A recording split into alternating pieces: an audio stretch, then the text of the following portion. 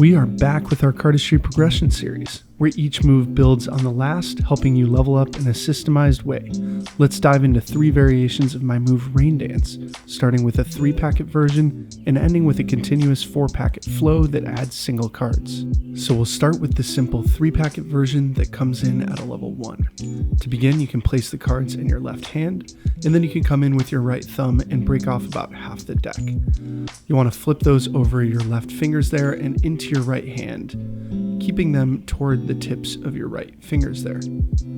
This way you can actually drop some cards into your palm, and you're going to do what's called a Charlier cut here.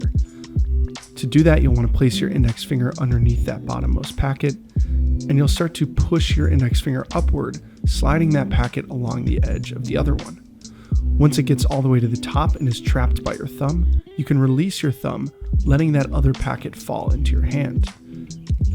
So again, start by breaking off some cards, flipping them face down into your right hand, letting some cards fall, and doing the Charlier cut. You're going to hold this in this position here while you do something in your left hand. So in your left hand, you're going to let these cards kind of go face up here by letting them rest on top of your pinky and your other 2 fingers there. You'll come underneath the bottom of the cards and out front, and then you'll simply push those cards and flip them down onto the deck. You can close the other packet and flip that all the way over into your left hand to end the move. So this 4-packet version adds a scissor cut into your left hand, but it's really not too much trickier, so it comes in at a level 2. To begin, you can place the cards in your left hand, flipping some cards into your right hand off the top there, similar to what you did in the 3-packet version. And then again, you're going to do the same thing in your right hand here. You're going to do a Charlier cut so you can let some cards fall. You can use your index finger and place it underneath that packet, and then push up to start sliding it along the edge here.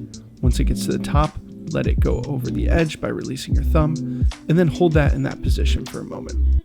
In your left hand, you're going to lift up some cards using your thumb, and you're going to place your thumb at the back edge of that packet, making sure your index finger is at the front edge. You can start to pivot your thumb out to the side by extending it, and also you'll want to prop that bottommost packet up so it's resting on top of your fingers again. From here, you're going to once again come from underneath the deck, and you're going to come out front, bringing that other packet over the top and flipping it face down in the middle. From there, you can close that right hand packet and then once again flip it into your left hand, but you're going to flip it underneath that other packet and then simply drop that top packet to end the move. So the full version of Raindance comes in at a level 4 because it adds in the beginning of a thumb cut and also has a lot of motion with these single cards. So to get started, go ahead and place the cards in your left hand, and again split some cards off from the top using your right thumb. Flip those over into your right hand like you did in both the other variations, and then this time, instead of a Charlier cut, you'll do a thumb cut. So you'll want to place your thumb on the outer edge of that packet. You want to make sure the packet is really deep in your hand here. And then you can place either your index or middle around the other edge of that packet. I personally use my index, but if you've got smaller hands, I'd recommend using your middle. From there, you can use your pinky and ring finger to kind of push down on that bottom corner, propping up that packet, and then getting that other top packet underneath it and sliding it down into your palm. Doing it this way will actually allow you to be in a more interesting position when you bring that other packet on top from underneath.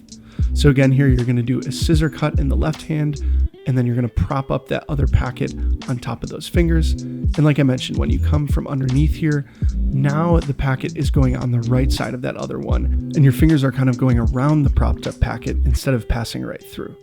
So from here, you're going to turn your right hand palm down, and you're going to place that face down packet against your other fingers here, kind of between your index and your pinky there.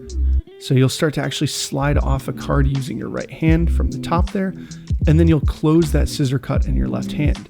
You're going to start to turn your right hand palm up again and place your thumb on the top of that single card. You want to prop that other packet up in your left hand again, and this is going to allow you to bring that other card underneath by sliding it down with your thumb and going all the way to the bottom into your left palm. In your right hand, you're going to actually slide out a card using your thumb to the right here. So it'll pivot out to the right, and then you'll use your fingers to kind of prop that packet up and slide that single card underneath all the way to the bottom. So you'll have 2 single cards in both of your palms there.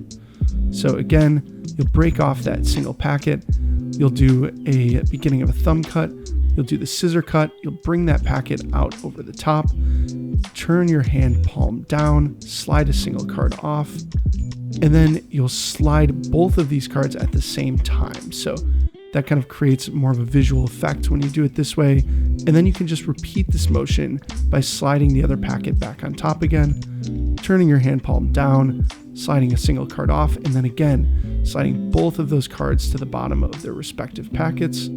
And you can just continue this motion for as long as you'd like. So once you're done, you can place that packet in there one final time, and then flip everything over onto your left hand to end the move. And that's how you do my move, Raindance.